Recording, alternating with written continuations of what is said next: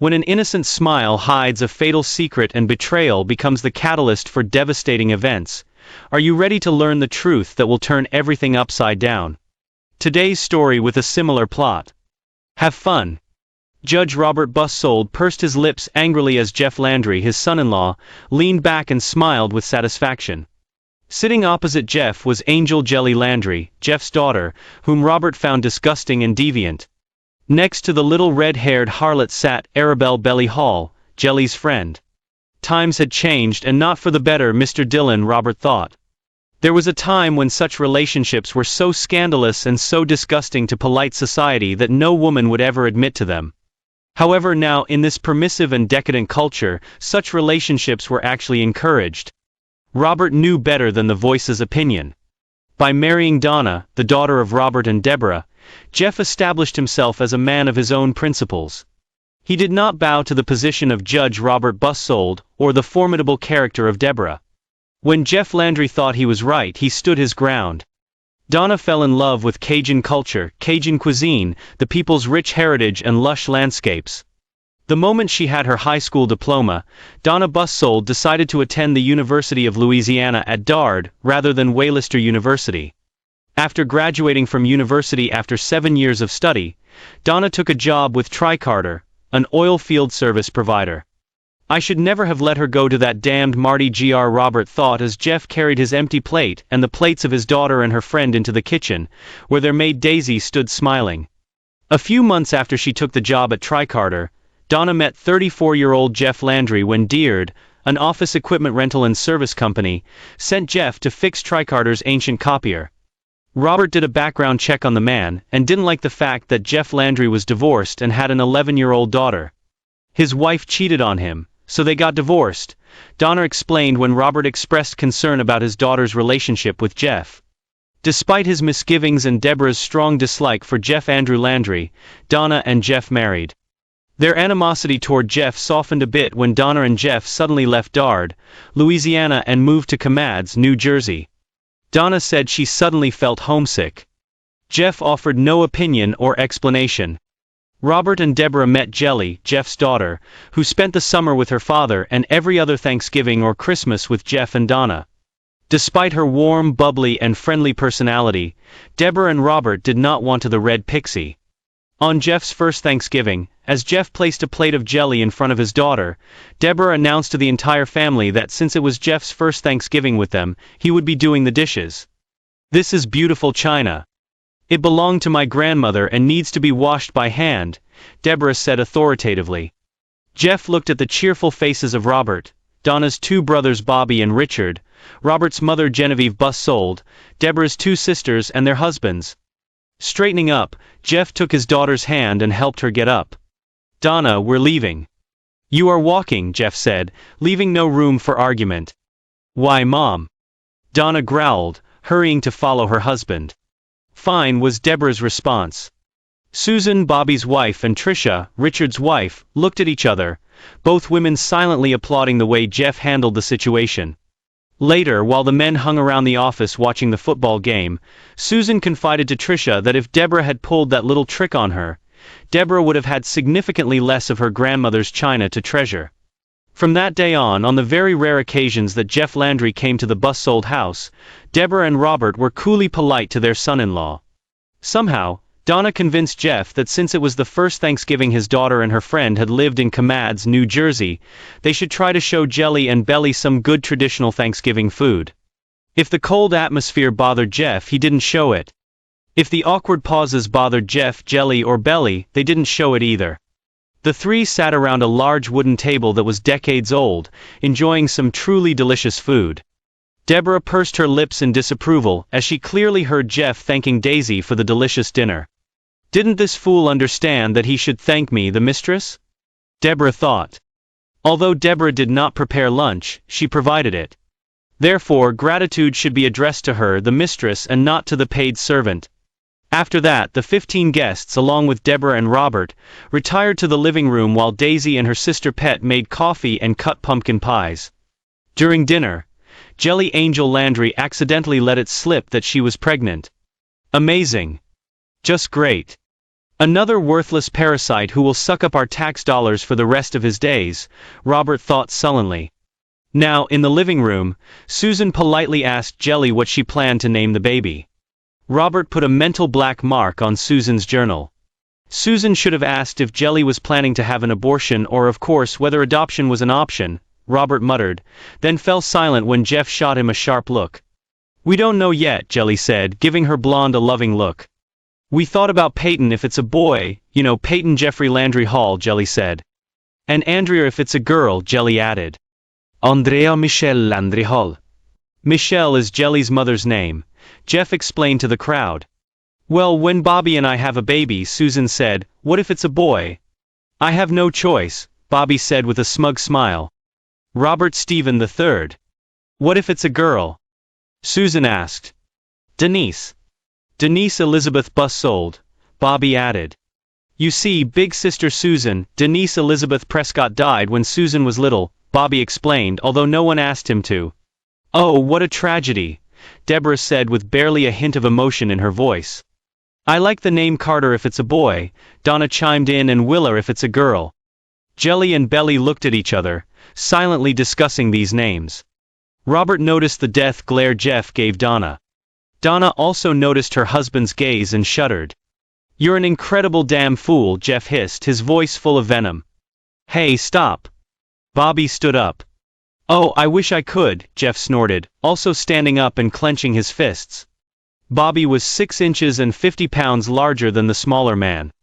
Even after 4 glasses of his father's oak leaf whiskey, Bobby was smart enough to know he stood little chance against his little Cajun brother-in-law, especially in such an outraged state.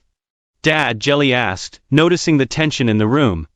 This little man wants you to name my grandson after your lover, Jeff hissed, glaring hatefully at his wife. The women in the room screamed at the man's vulgarity and revelation. Donna burst into tears. Robert jumped up from his comfortable rocking chair, determined to take control of the awkward situation. Don't come home, do you hear? I do not want to see you. I don't want you anywhere near me, you hear? Jeff ordered, heading toward the door. Dad, wait. We need to get our coats, Jelly called to him as she followed her father. I'll take them, Belly offered. Belly slipped past the bumbling Robert bustled and rushed to the guest room. She quickly found her coat. Jelly's coat and Jeff's coat. She grabbed their purses and walked back to the front door of the house. As Belly walked past Donna, she saw a crumpled, defeated woman. She didn't see the usual rather arrogant Miss Donna who looked down on her and Jelly. Belly wondered why she had no sympathy for the real Donna Landry. Thanks, Sugar Pretzel, Jeff said, calling Belly by the affectionate nickname he gave her when Jelly introduced her to her dad. I'll take you to your apartment, Jeff said as they climbed into his dark green 2016 Dodge Ram 3500 Mega Cab pickup truck. You don't need help? Jelly asked. Maybe. I probably need a lot of help. What can you do? Jeff said. Dad, I'm sorry, Jelly said. I know you loved her, Jeff said. You said it right, sweet bunny. I loved her in the past, Jeff sighed. The trio fell into silence as Jeff maneuvered through the unusually calm streets of Comads, New Jersey. Everyone seemed to be inside, enjoying a quiet dinner with family, friends, and loved ones. Jeff turned onto a small dead-end street and stopped at an apartment complex. When I found out about her little affair with Big Bill Carter, God, I almost killed her, Jeff said as he parked the car. Minnie, Mrs. Carter, Big Bill's wife, put an end to it before I had the chance. Then she says, let's move back to New Jersey. Belly and Jelly waited for Jeff to continue his story. The heater was on full blast and they didn't want to get out of the car into the cold wind. I thought, okay, why not? I don't know all the facts. Did he force her? Did he threaten her? I really thought we had put this behind us, left it in the past where it belonged. But now Jeff hit the steering wheel, wants you to name my grandson, my precious granddaughter, after this scoundrel. Belly and Jelly jumped as Jeff let out an agonized scream. He slammed his fists on the steering wheel again. Finally he sighed and pressed the electronic door locks, unlocking the car. Bye, Dad. I love you, Jelly said quietly, kissing her father on the cheek. Bye, Mr. Jeff. I love you, Belly said, also kissing the man on the cheek. Why do you need such a stupidly big truck? Jelly complained, crawling out of the truck backward. Jeff smiled as he saw his daughter's friend's amused grin before she slammed the truck door. He watched as the two girls quickly walked up the metal steps to their apartment. He honked his horn a little as they entered their small apartment on the third floor. At home in a 3-bedroom ranch-style house that he and Donna had rented with an option to buy, Jeff walked in and looked around. As he walked through the rooms, he was disheartened to see that there was nothing here he wanted to take with him apart from his clothes and tools. Over the almost 6 years of their marriage, Donna had almost completely gotten rid of everything that belonged to Jeff. "Damn, this makes it almost too easy," Jeff muttered. Logging into their joint bank account, Jeff split the account in half by making an electronic transfer. He did the same with their 2 savings accounts. One was a mutual fund, and the other was an account they had opened in hopes of buying a house. Each pay period, they paid their bills and 10% of the remaining balance went into the house account. Jeff then opened a link to another bank. After transferring the funds he had just withdrawn, Jeff opened an account in Jelly's name and deposited the money into it. He used his daughter's address and mobile phone number and set the password with Michelle Borden's initials and birthday. After gathering his clothes and tools, Jeff loaded up his truck and drove to the Hideaway Inn. He chuckled when the front desk clerk told him there were free movies available in the room. Jeff called his daughter and told her that she had a new bank account and that the documents would probably arrive on Monday or Tuesday of next week. The account was not for Jelly to do with as she pleased. This was done so that Judge Robert Bussold would somehow not be to get his hands on the money. "I will pay all taxes and other fees on this bill," Jeff promised his daughter while talking to Jelly.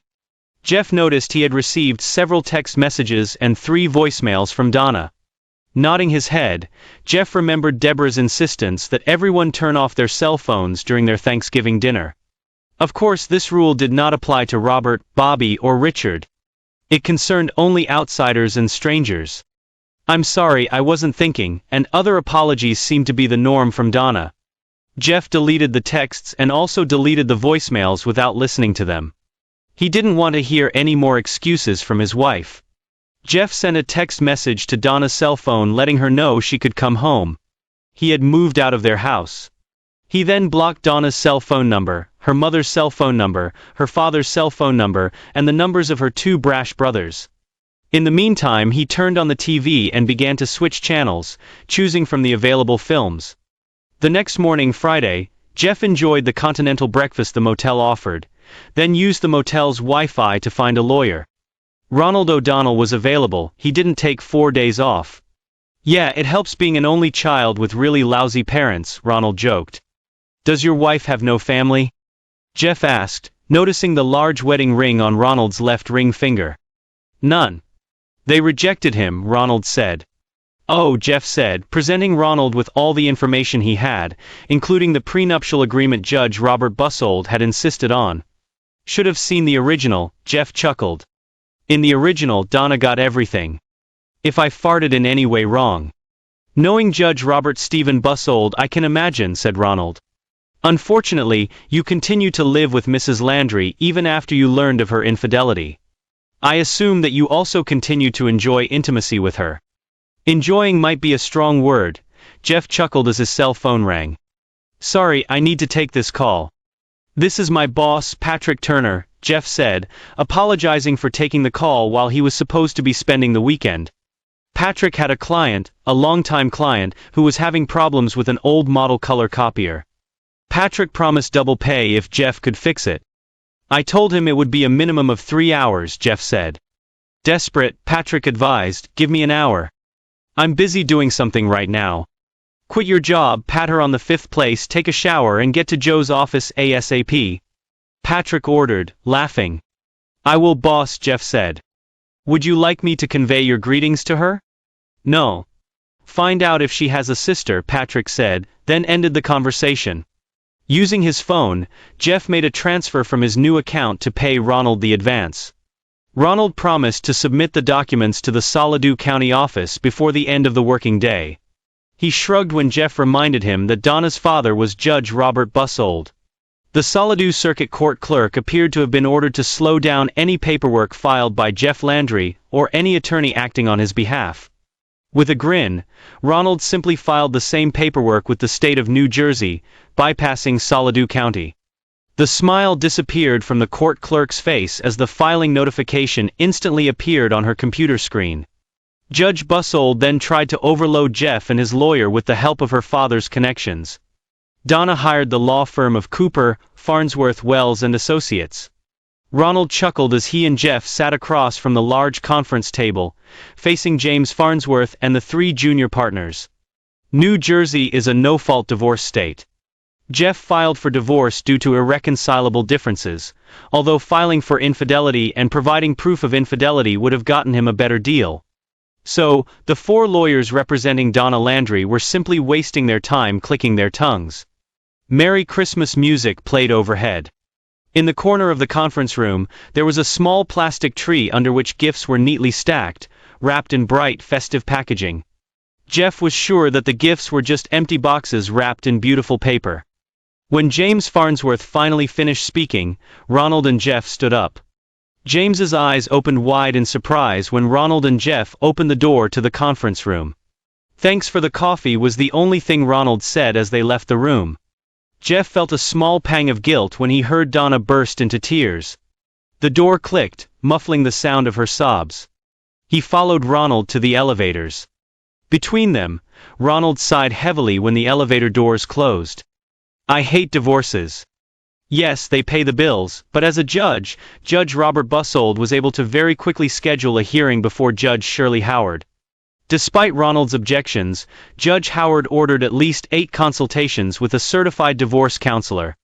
Jeff and Ronald shrugged as they left the courtroom. There was a pathetic Christmas tree in the corner of the hallway. Looking at the plastic symbol of joyful celebration, Jeff wondered how old the tree was. He was willing to bet it had been purchased decades ago.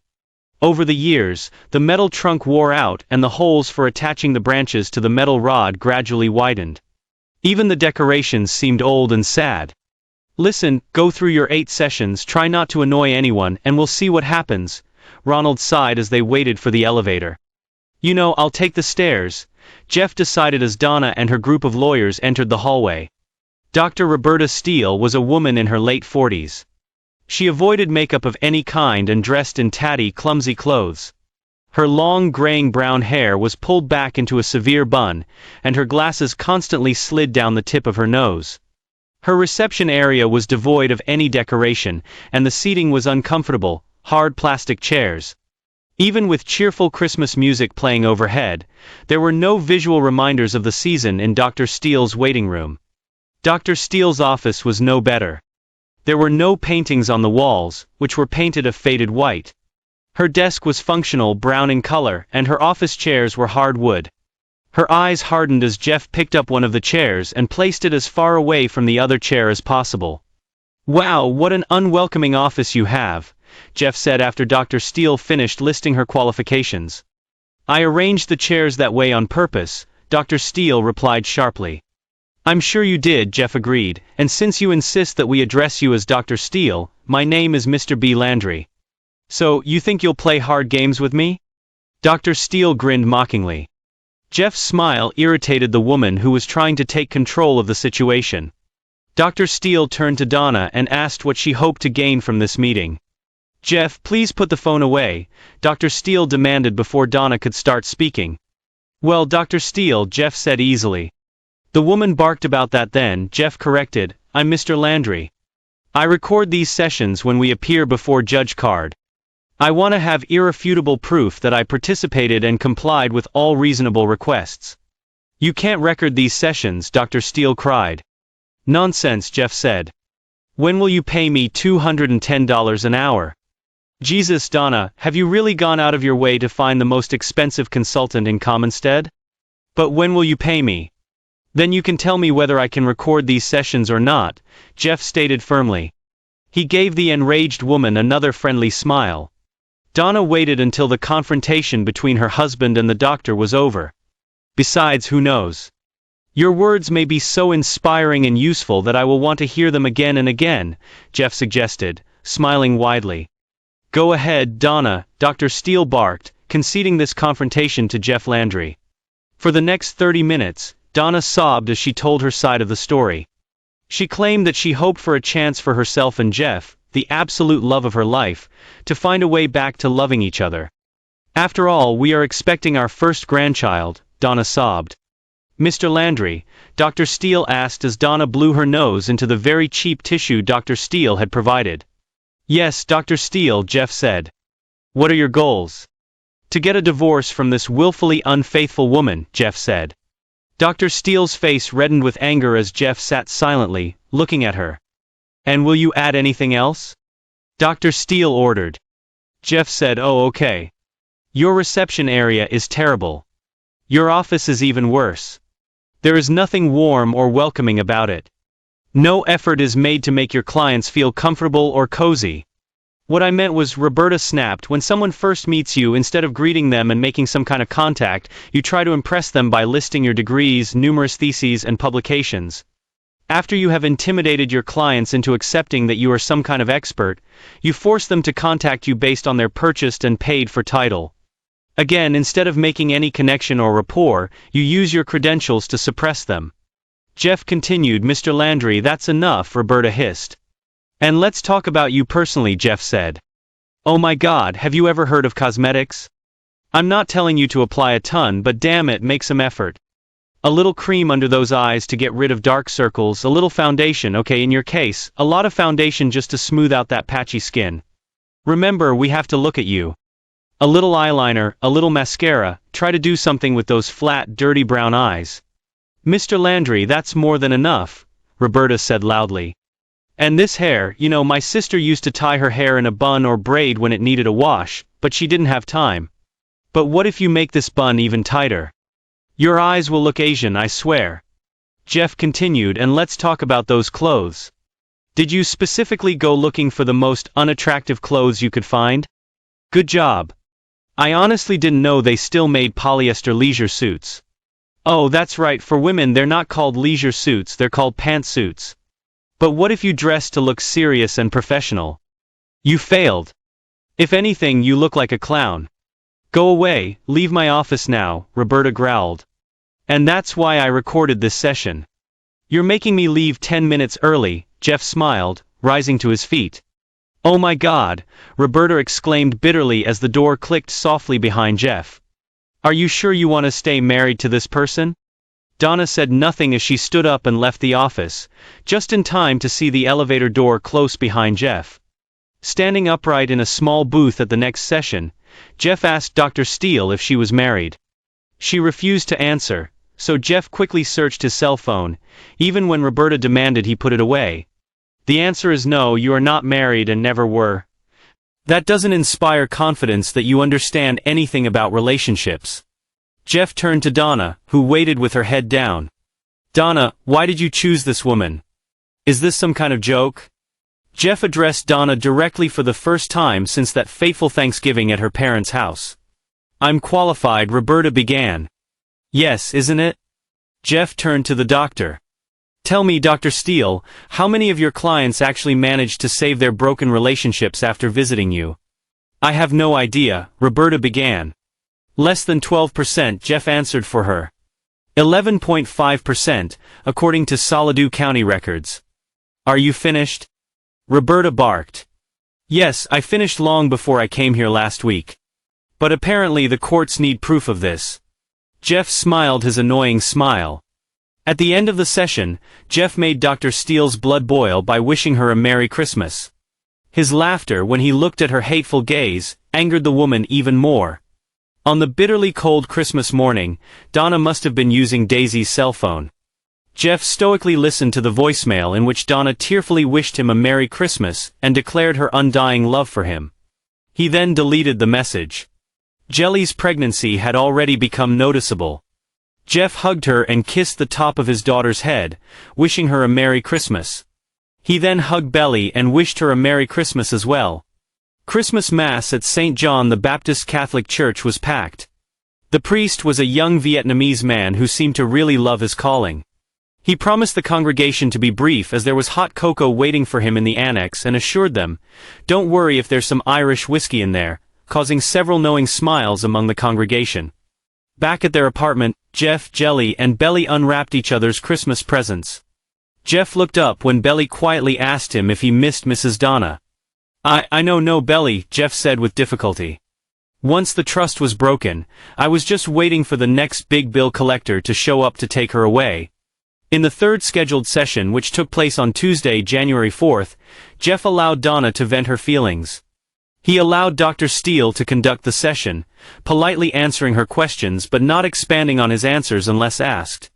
But Mr. Landry, you knew about Donna's affair but continued your relationship with her, Dr. Steele prodded, losing patience with the tiresome man. Well, Dr. Steele, before I continue, can I ask Donna a question? Jeff said, grinning at the woman's sudden outburst. Yes, of course, the woman agreed. Dom, why did you stop contacting Big Bill? Jeff asked. I realized it wasn't right, Donna hesitated. I realized that I was married to the man of my dreams and had no money or power. Big Bill Carter was a force to be reckoned with. He was such a physical presence, you know. But in the end, I finally decided that as exciting as it wasn't worth losing you, Jeff. Mr. Landry, who are you calling? Exclaimed Roberta. Hello, Mrs. Carter, Jeff said into his cell phone. Roberta didn't miss Donna's suddenly lost face. She turned her head to stare at her shocked client, distracting herself from Jeff. Mr. Landry, I said, Roberta began. Sorry, yes, ma'am, Minnie, Jeff smiled. So, Minnie, I'll put you on speaker, okay? Okay, came Minnie Carter's laughing voice through the speaker. Hi Donna, how are you? Mr. Landry, turn it off now, Dr. Steele ordered, trying to rise from her wobbly office chair. So, Minnie, why did Donna end her affair with your husband? Jeff asked, still looking straight at the defeated Donna Landry. Because she knew I would kill her if she didn't stop, Minnie said without hesitation in her voice. Oh, can you elaborate? Jeff asked, his hand holding his cell phone outstretched away from Roberta. Yes, I caught them having intimacy on his Italian leather couch. When I grabbed the huge meat cleaver, Minnie laughed.